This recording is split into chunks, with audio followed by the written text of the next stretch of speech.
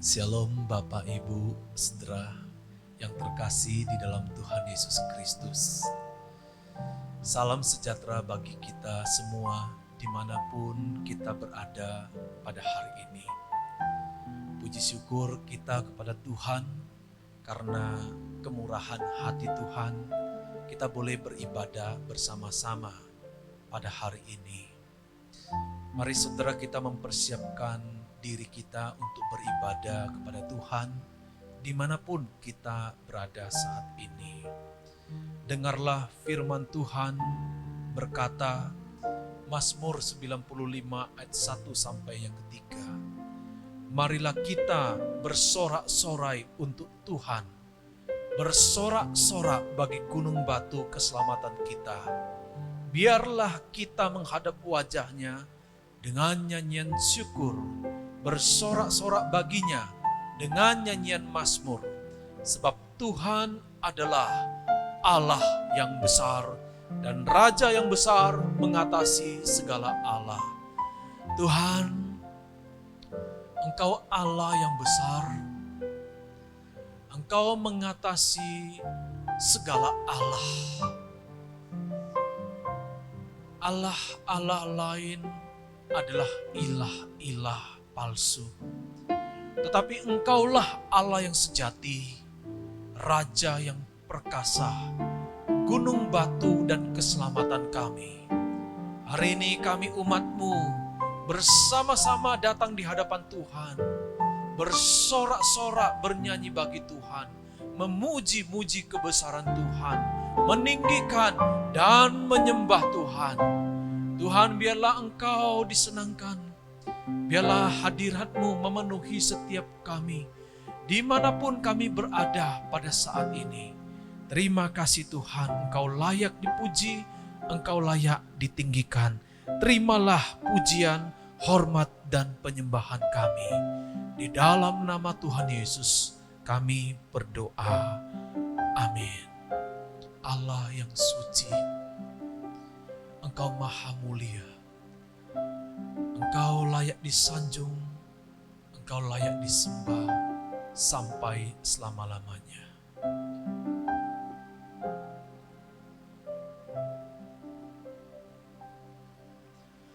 Allah yang suci, maha mulia, Kau disanjung sembah selamanya, surga bumi pun nyanyikan. Bapa yang kekal, maha mulia, Kau disanjung sembah selamanya, surga bumi pun serukan. Haleluya, haleluya. Oh kudus, kuduslah Tuhan. Haleluya, haleluya. Terpujilah nama Tuhan. Haleluya, haleluya, haleluya. Oh kudus, kuduslah Tuhan. Haleluya, haleluya. Terpujilah nama Tuhan.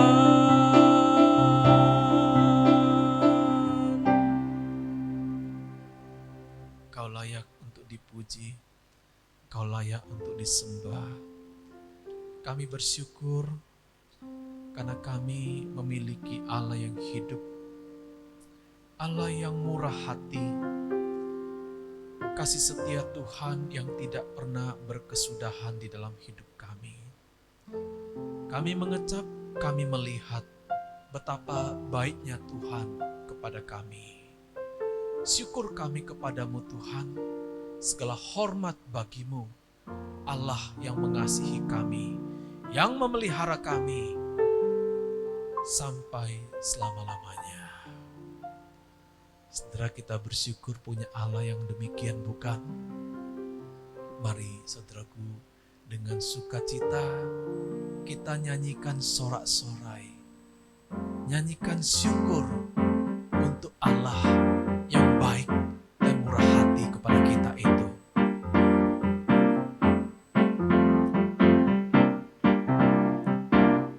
Kecaplah dan lihatlah betapa baiknya Tuhan itu. Rasakan dan nikmati kasih setia Tuhan. Kecaplah dan lihatlah betapa baiknya Tuhan itu. Rasakan dan nikmati kasih setia Tuhan.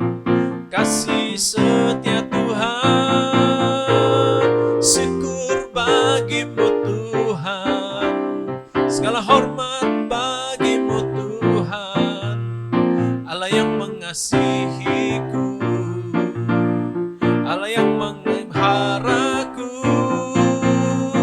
Syukur bagimu Tuhan, segala hormat bagimu Tuhan, Allah yang mengasihiku, Allah yang memeliharaku selamanya, selamanya, selamanya. Amin, saudara. Kita percaya Tuhan akan memelihara kita untuk selamanya. Kita percaya, saudaraku, Tuhan kita baik. Mari, saudaraku, bersama-sama kita akan mendeklarasikan pengakuan iman rasuli kita. Kita bersama-sama berdiri, kita dapat mengucapkannya di dalam bahasa Mandarin dan juga bahasa Indonesia. Kita sama-sama mendeklarasikan pengakuan iman rasuli kita.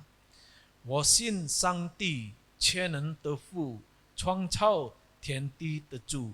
我信我主耶稣基督，上帝的独生子，因圣灵感应，如同圣女玛利亚受死，在本丢比拉多受死受难，被钉于十字架，受死埋葬，将在阴间第三天从死人中复活升天，坐在全能父上帝的右边，将来必从那里降临审判活人世人。我信圣灵，我信圣而共的教会，我信圣徒相动，我信罪的赦免，我信身体复活，我信永生。Amin. Silakan duduk kembali, saudaraku. Kita bersama-sama akan mendengarkan firman Tuhan yang akan disampaikan oleh Pendeta Rosita.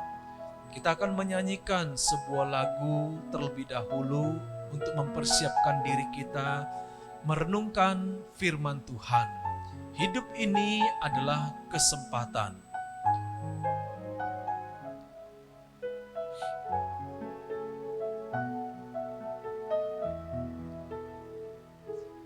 Hidup ini adalah kesempatan.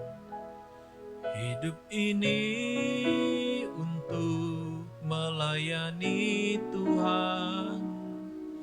Jangan sia-siakan waktu yang Tuhan beri. Hidup ini hanya sementara. Oh Tuhan, pakailah hidupku selagi aku masih kuat.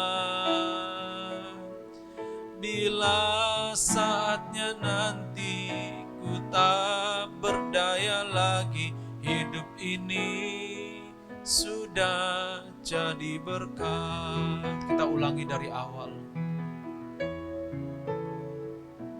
Hidup ini adalah kesempatan. Hidup ini untuk melayani Tuhan. Jangan sia-siakan waktu yang Tuhan beri. Hidup ini hanya sementara. Oh Tuhan, pakailah hidupku selagi aku masih kuat.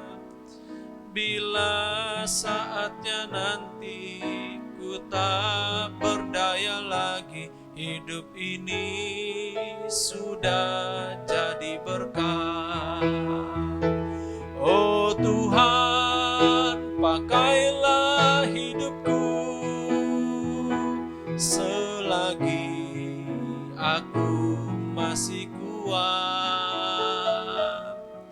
Bila saatnya nanti ku tak berdaya lagi, hidup ini sudah jadi berkat.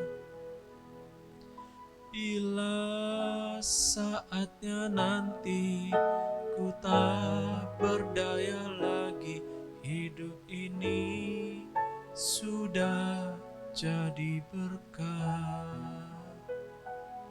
Firman Tuhan akan disampaikan oleh Pendeta Rosita. Oke, Bapak Ibu, selamat pagi. Salam kepada kita semua. Kita akan merenungkan sebagian daripada firman Tuhan. Sebelumnya mari kita bersatu di dalam doa. Bapa, pada saat ini kami mau merenungkan firman-Mu.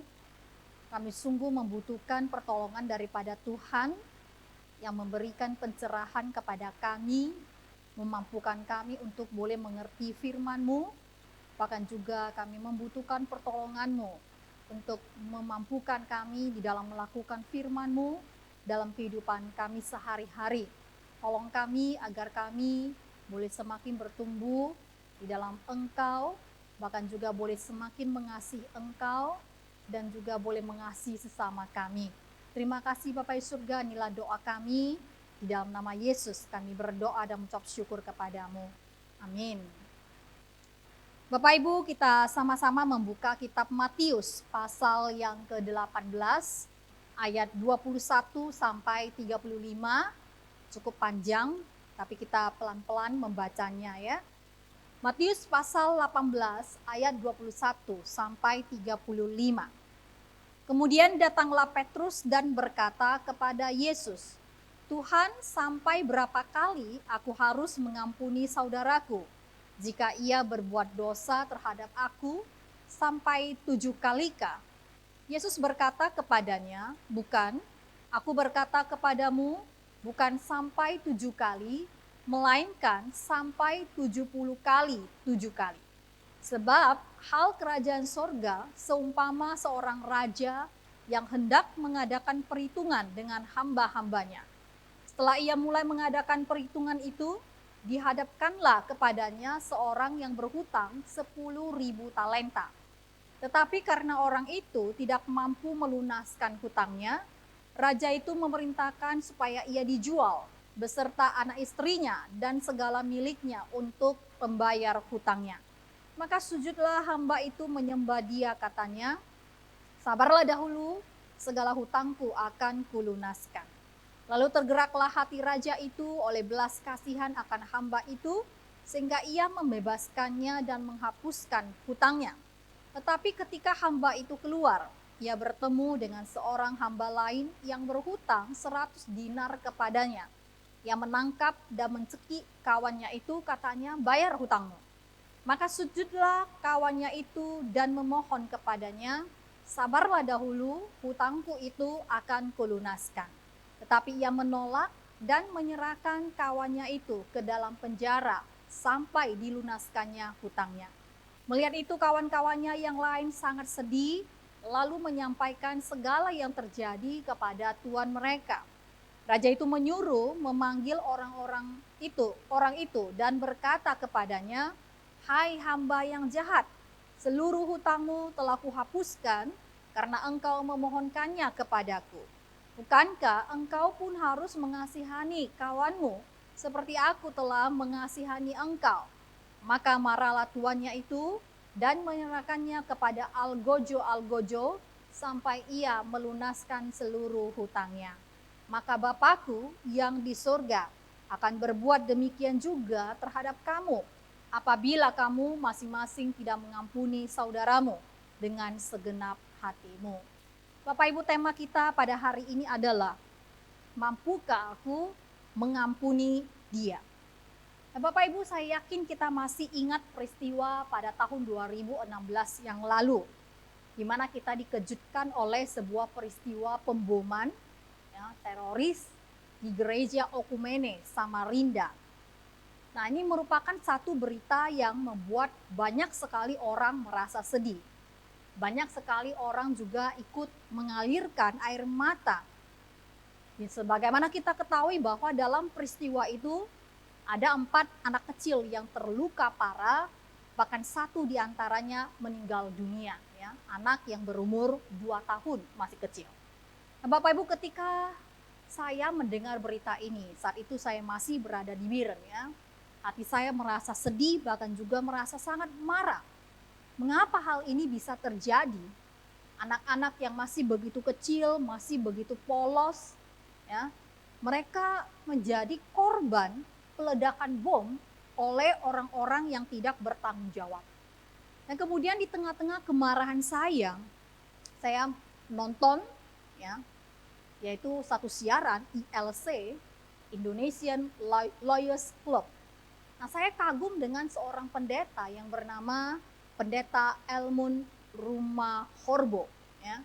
Dia bukan saja melindungi pelaku itu supaya tidak diamuk massa, ya, supaya si pelaku ini tidak dibunuh saat itu. Tetapi dia mengatakan satu kalimat yang sungguh membuat saya tergugah.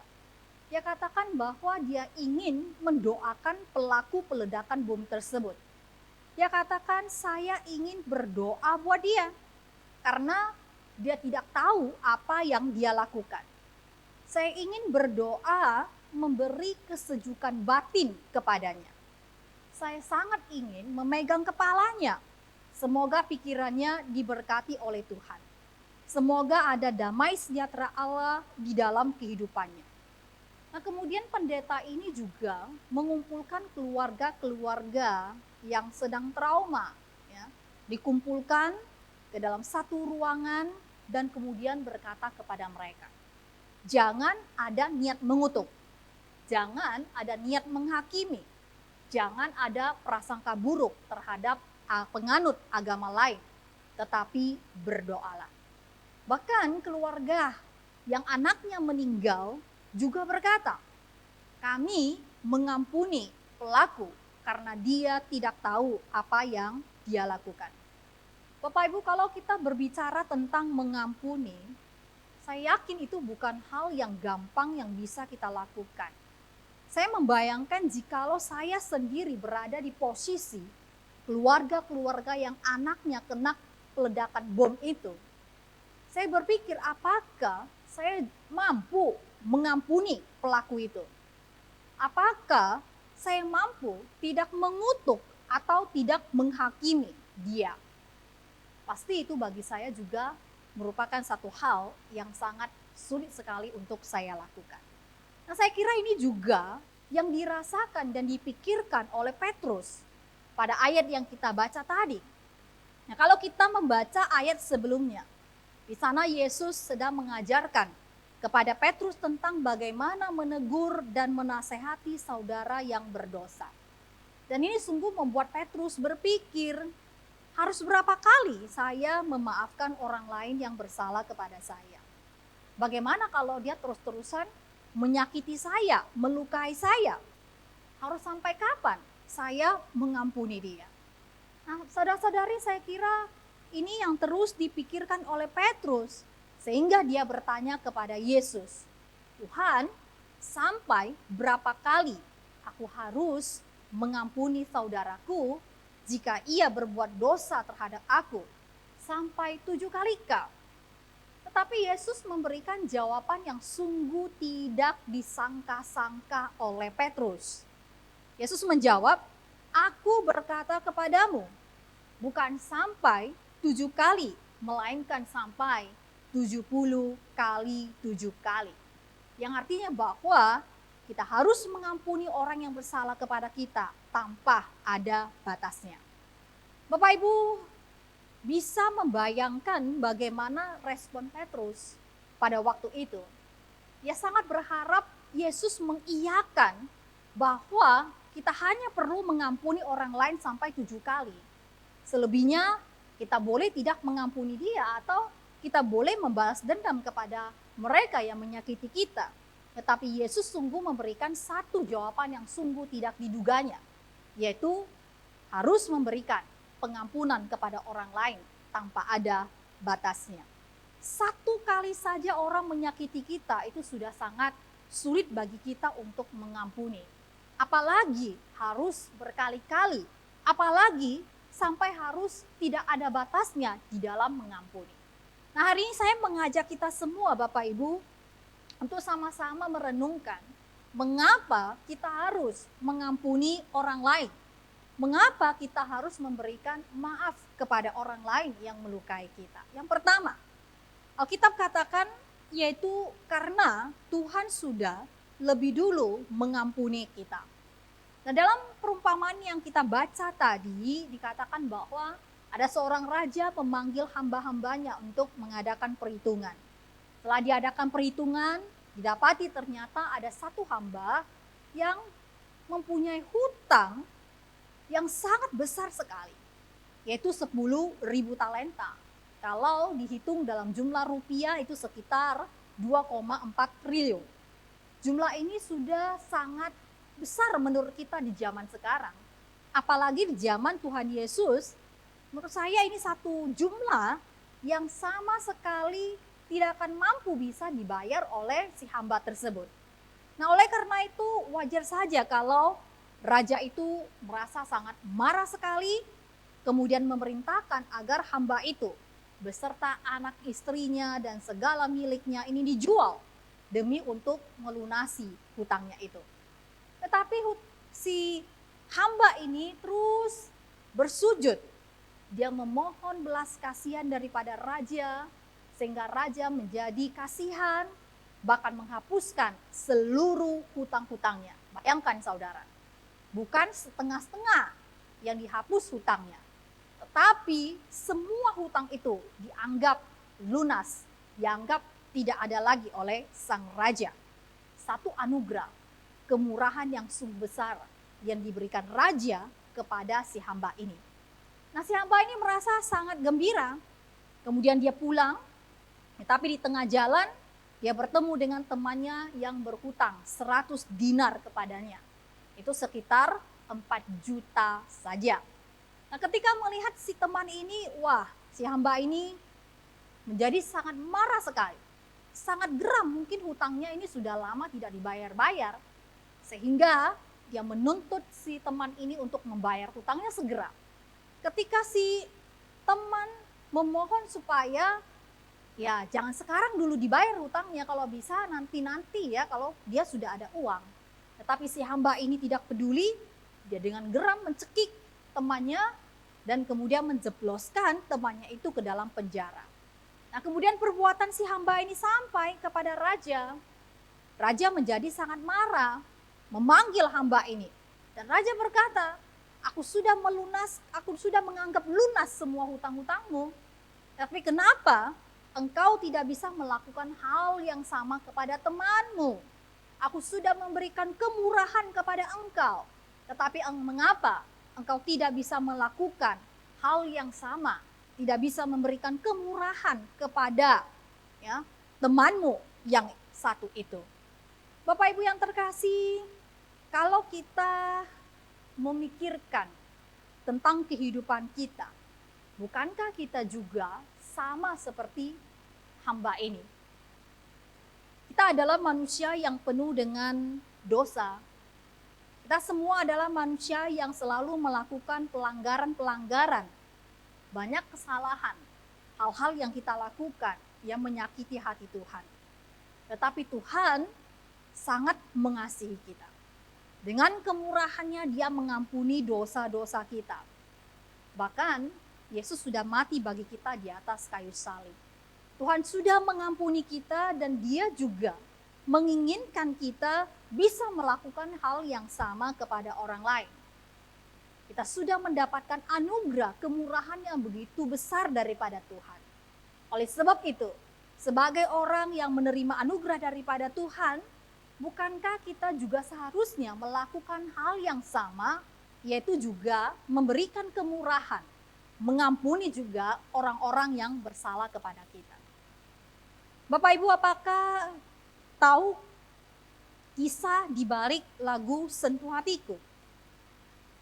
Ya, penyanyinya adalah Maria Sandy. Lagu ini mengisahkan tentang seorang gadis yang mempunyai satu perjuangan hidup yang sangat berat sekali. Seorang gadis yang lahir di tengah-tengah keluarga yang cukup mapan ekonominya. Tetapi ketika dia berumur 12 tahun, dia diperkosa oleh ayahnya sendiri selama 14 tahun lamanya. Sampai ia melahirkan anak dari ayahnya sendiri. Ia stres, tidak bisa menerima kenyataan ini. Ia menjadi gila. Kemudian dia diikat dengan rantai besi. Ya. Nah, suatu hari seorang hamba Tuhan datang mengunjunginya. Dan karena kemurahan daripada Tuhan, ya, karena jamahan daripada Tuhan, akhirnya suatu hari gadis ini sembuh dan juga sadar kembali.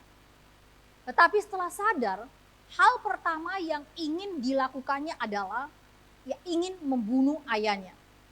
Saudaranya semua mencegah dia, termasuk hamba Tuhan itu. Mencegah, menasehati dia, mendoakan dia agar dia mampu untuk memaafkan ayahnya. Nah, kemudian karena jamahan daripada Tuhan, akhirnya dia mampu memaafkan ayahnya. Seminggu kemudian, dia dipertemukan dengan ayahnya yang duduk di atas kursi roda. Ayahnya sudah tua dan juga terkena stroke. Ya.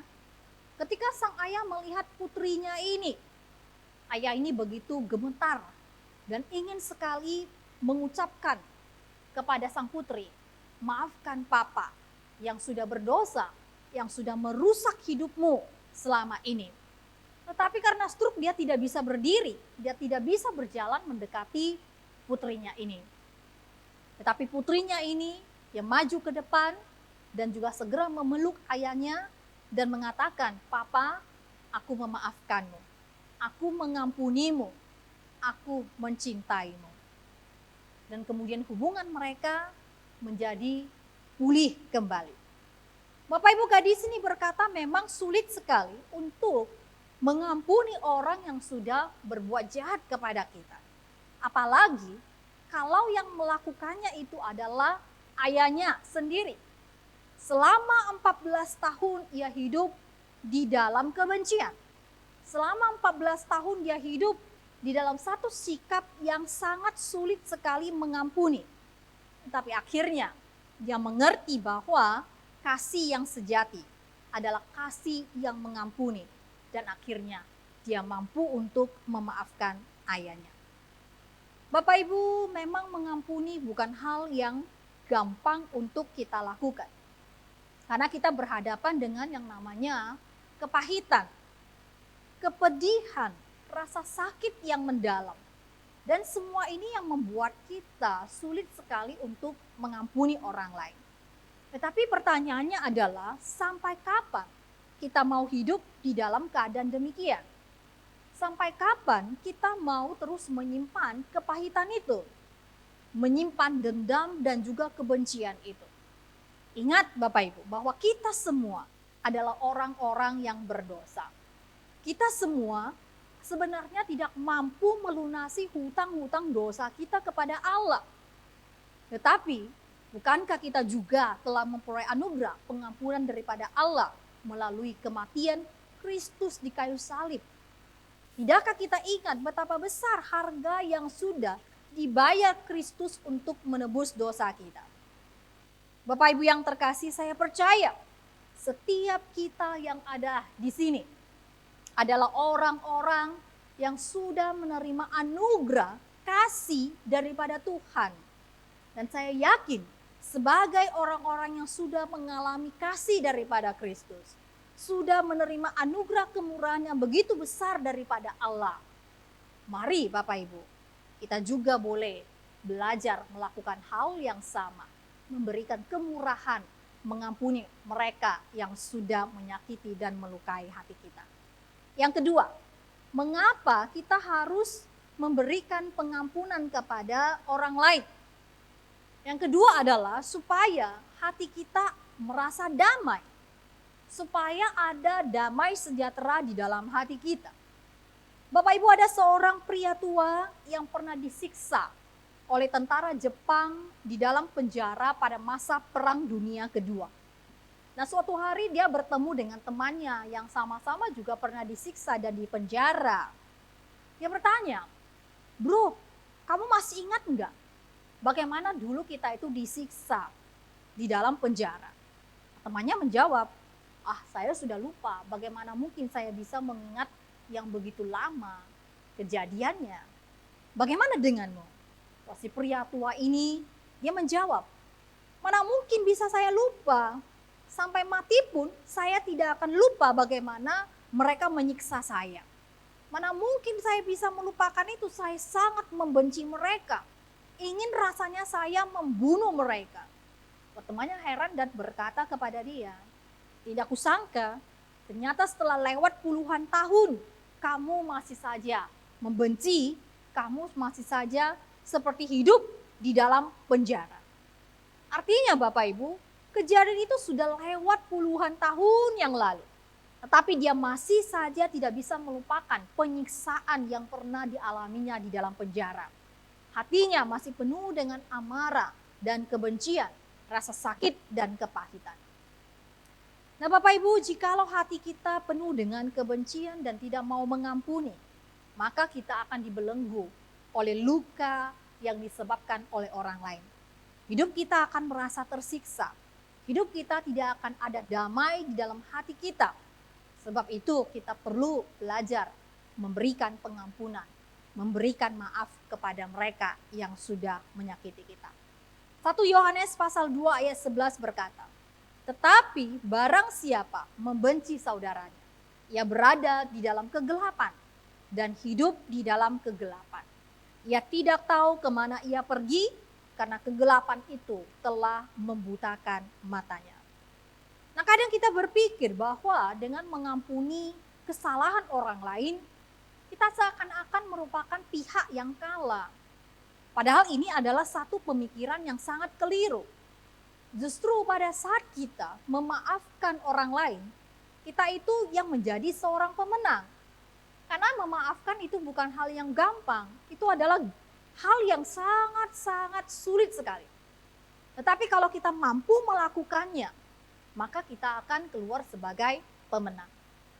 Kadang kita juga berpikir bahwa dengan memberi maaf atas kesalahan orang lain, kita seakan-akan telah memberikan hadiah atau keuntungan kepada orang yang sudah menyakiti kita itu. Ini juga merupakan satu pemikiran yang keliru. Justru pada saat kita bisa memaafkan orang lain, sebenarnya kita sedang memberi hadiah kepada diri kita sendiri. Sebenarnya kita yang diuntungkan. Karena dengan memaafkan, kita terbebas dari rasa marah. Kita terbebas dari rasa dendam. Kita terbebas dari rasa kebencian, kesedihan, iri hati, keegoisan, dan perasaan-perasaan negatif yang lainnya. Jadi kita yang menjadi pemenang. Kita pihak yang diuntungkan, bukan orang lain. Bapak Ibu, hidup ini akan menjadi indah jika di antara kita bisa saling memaafkan. Jadi untuk apa kita menyiksa diri sendiri? Belum tentu orang yang kita pikirkan itu siang atau malam memikirkan kita juga.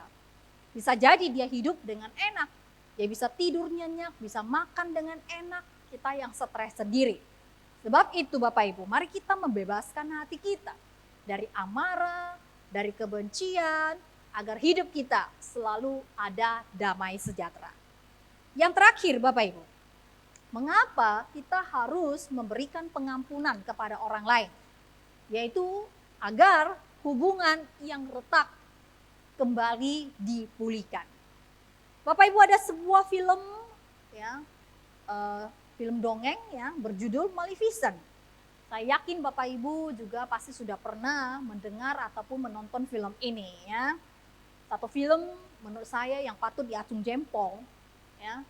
Film yang banyak memberikan nilai-nilai moral yang baik dan juga memberikan pelajaran-pelajaran hidup yang baik bagi setiap orang yang menonton film ini. Nah, film ini mengisahkan tentang seorang peri yang bernama Maleficent yang jatuh cinta kepada seorang manusia yang bernama Stephen ya. Nah, bangsa peri dan juga bangsa dan manusia ini adalah musuh. Sejak dahulu sudah musuh. Akan tetapi Maleficent dan juga Stephen yang masih anak-anak tidak peduli keadaan daripada bangsa mereka. Karena cinta mereka sering bertemu ya sampai usia remaja. Tetapi malang bagi Maleficent. Karena seiring pertumbuhan usia Stephen, dia menjadi seorang laki-laki yang tamak akan kekuasaan. Dia berambisi menjadi raja. Nah, akhirnya kesempatan itu datang. Raja yang waktu itu memerintah, kemudian sedang mencari seorang penerus tatanya. Akan dinikahkan dengan putrinya karena dia tidak memiliki anak laki-laki. Tetapi syaratnya adalah bahwa lelaki itu harus mampu membunuh Maleficent. Nah, akhirnya Stephen menipu Maleficent dan hendak membunuhnya. Tetapi ketika si Maleficent tertidur, dia tidak tega untuk membunuhnya. Akhirnya dia memotong kedua sayap daripada Maleficent ya, dan dibawa ke hadapan raja sebagai bukti bahwa ia telah membunuh Maleficent. Singkat cerita, Stephen pun diangkat menjadi raja. Wah, Maleficent dia begitu terluka hatinya karena orang yang sangat dia cintai mengkhianatinya demi sebuah kedudukan dan juga harta. Dia tidak dapat terbang lagi, dia sangat dendam sekali dengan Stephen. Akhirnya dia mengutuk bayi yang lahir dari pasangan suami istri Stephen. Ketika anak ini menginjak usia 16 tahun, maka bayi perempuan itu akan tertidur untuk selamanya. Dan hanya ciuman dari cinta sejati yang dapat membangunkan anak tersebut. Nah, bayi yang bernama Aurora ini tumbuh dewasa menjadi seorang gadis yang sangat cantik. Menjadi seorang gadis yang penuh dengan kasih, ceria, dan juga baik hati. Maleficent terus mengikuti pertumbuhan daripada Aurora. Lama-lama kasih di dalam hatinya itu tumbuh, muncul, dan akhirnya dia menganggap Aurora seperti anaknya sendiri. Tetapi kutukan yang sudah pernah diberikannya itu tidak bisa lagi dipatahkan, tidak bisa diangkat. Hanya ciuman dari cinta sejati yang dapat menyelamatkan hidup Aurora. Akhirnya di usia 16 tahun, Aurora betul-betul tertidur pulas dan tidak dapat bangkit kembali. Maleficent membawa seorang pemuda yang mencintai Aurora supaya menciumnya, berharap si Aurora bisa bangkit kembali. Ternyata itu sia-sia, tidak bisa juga Aurora bangkit kembali. Dan kemudian si Maleficent dia bersedih hati, dia menyadari kejahatan hatinya dan sangat menyesal sudah mengutuk Aurora. Dan akhirnya dia mencium kening daripada Aurora sebagai tanda perpisahan dan mengucapkan selamat tinggal. Tetapi ternyata keajaiban terjadi. Aurora bangkit kembali. Ternyata ciuman yang diberikan Maleficent itulah yang merupakan ciuman cinta yang paling sejati. Sehingga mampu mematahkan kutukan yang pernah diberikan kepada Aurora. Akhirnya mereka hidup di dalam kasih, hidup bersama di dalam hubungan yang sangat indah. Bapak Ibu, Maleficent memilih melepaskan amarah. Dia memilih untuk melepaskan kebencian dan juga dendamnya. Ya, dia memilih untuk mengasihi Aurora. memilih untuk menganggap Aurora sebagai anaknya sendiri. Dilepaskan dendamnya, sehingga hatinya menjadi ada damai dan penuh dengan kasih. Hubungan dia dengan Aurora yang selama ini berjarak, ya, karena ada dendam yang ada di dalam hatinya terhadap sang ayah daripada Aurora, akhirnya itu menjadi tidak ada. Hubungan mereka menjadi satu hubungan yang indah, menjadi satu hubungan yang mesra, yang hangat. Mereka bisa menjadi ibu dan anak yang hidup di dalam satu kebersamaan yang indah. Bapak Ibu yang terkasih, memang kalau kita membaca Alkitab Perjanjian Lama, di sana ada dicatat ya, mata ganti mata, gigi ganti gigi. Tetapi kita tidak bisa asal-asalan di dalam menafsirkan Alkitab atau ayat yang kita baca ini. Kita harus tahu dulu apa yang menjadi latar belakang dan kebiasaan yang ada pada zaman itu. Baru kita bisa mengerti apa maksud sebenarnya dari kalimat itu. Nah, kalau sesuai hukum orang Yahudi yang berlaku dulu, mereka memang membolehkan sistem mata ganti mata, gigi ganti gigi. Tetapi sistem ini bukan berarti mendorong kita untuk melakukan pembalasan dendam kepada mereka yang sudah menyakiti kita. Sistem ini hanya dipakai di dalam pengadilan orang Yahudi pada zaman dulu. Nah, zaman dulu, kalau seseorang atau kalau kita melukai seseorang, maka keluarga yang dilukai itu mungkin akan datang dan membalas dendam dengan membunuh seluruh anggota keluarga kita. Nah, ini merupakan satu pembalasan yang sangat mengerikan. Oleh sebab itu, maka dibuatlah peraturan ini untuk membatasi orang di dalam melakukan pembalasan dendam. Jadi jikalau engkau melukai sebelah mata daripada orang lain, setelah diadili, engkau ternyata memang terbukti bersalah, maka engkau hanya akan dihukum dengan membayar satu mata saja. Artinya, kalau engkau sudah menumbuk satu mata orang, maka orang itu hanya boleh balas dengan menumbuk mata kita satu juga. Tidak boleh dua.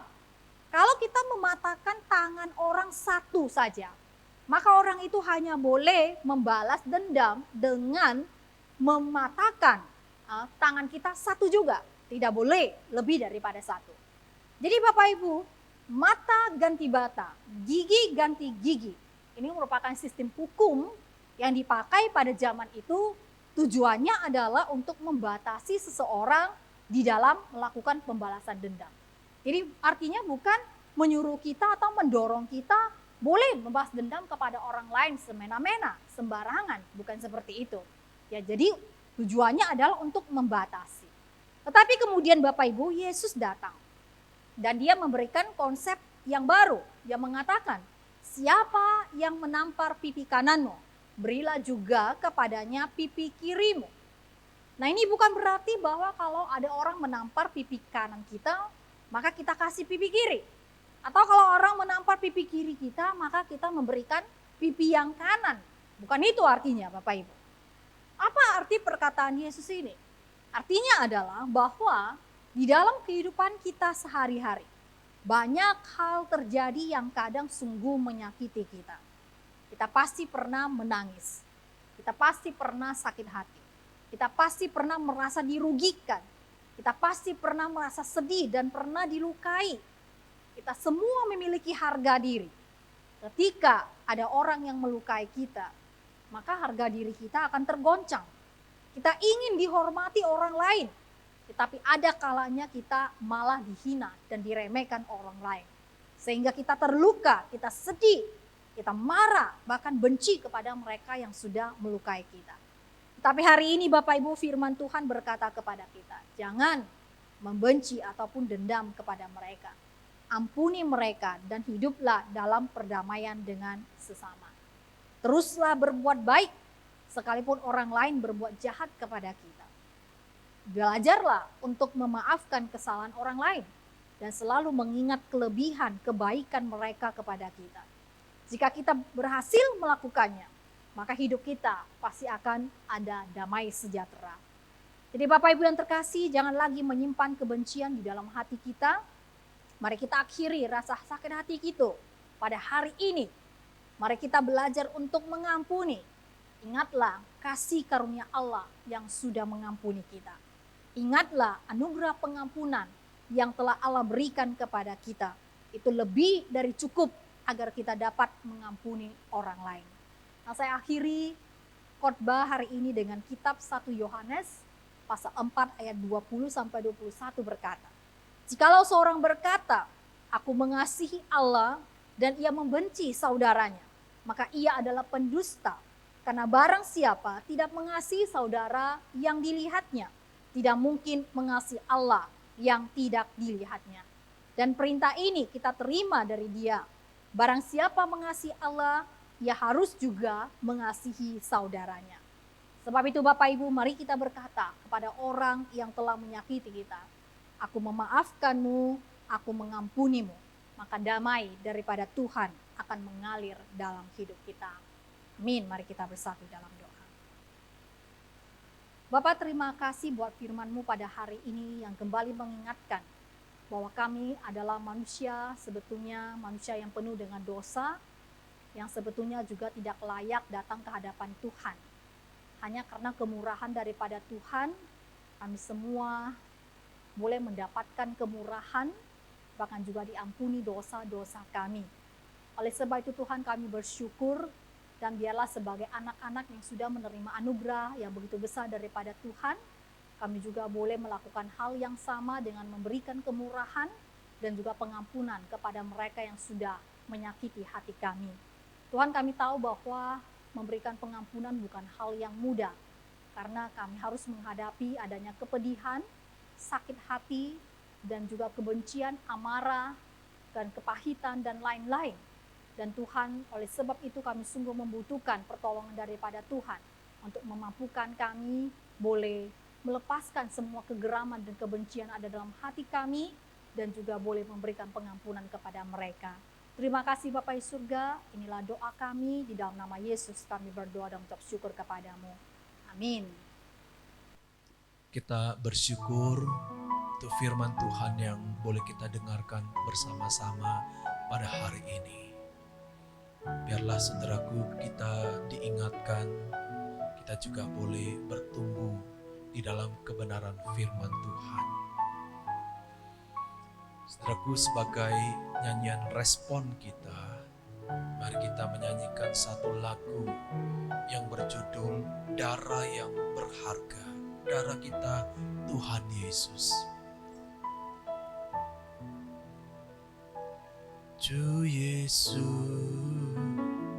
我感谢你，你的身体为我而死，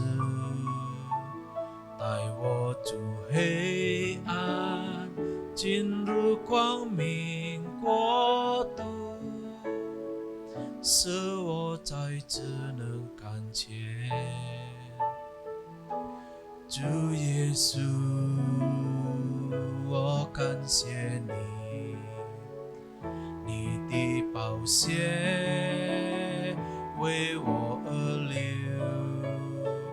宝贵十架上一起恩典永留，使我完全的自由，宝贵十架的它能赐我生命。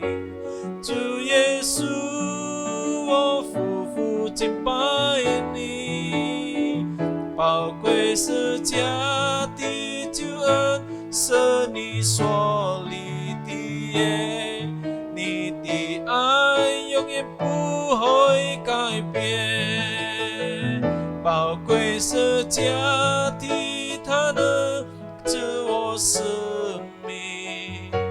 主耶稣，我夫妇敬拜你，宝贵十架的救恩是你所立的约，你的爱永远不会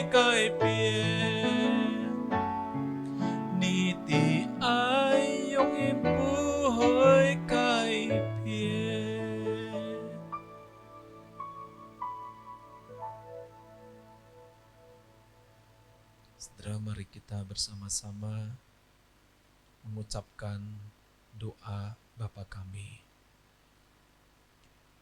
Kita ucapkan di dalam bahasa Mandarin dan juga di dalam bahasa Indonesia.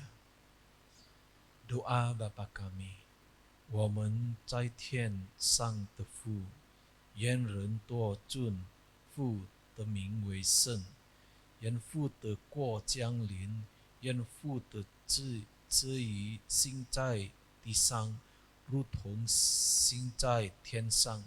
我们日用的饮食，今日赐给我们，赦免我们的罪，如同我们赦免的罪我们的人，不叫我们也以前试探，拯救我们脱离凶恶，因过对人并荣耀，全是不得，直到永远。阿门。 Kita terima berkat daripada Tuhan. 愿我主耶稣基督的恩惠、上帝的慈爱、圣灵的感动与交通，常与你们同在，从今直到永永远远。Kiranya kasih karunia daripada Yesus Kristus, anugerah dan kasih sayang dari Allah Bapa, pimpinan daripada Roh Kudus, itu yang menyertai kalian mulai saat ini sampai selama-lamanya. Amin. 感谢君爱天父，感谢君爱天父，感谢在天上的父，感谢。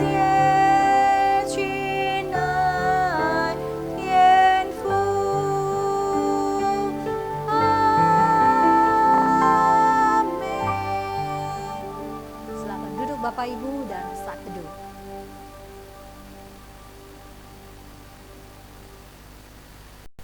Salam bagi kita semua Bapak Ibu. Kita tetap bersyukur kepada Tuhan walaupun kita tidak bisa ibadah secara tatap muka, tapi setidaknya kita masih tetap bisa beribadah kepada Tuhan lewat online. Kita bersyukur juga Tuhan masih memberikan kesehatan kepada kita.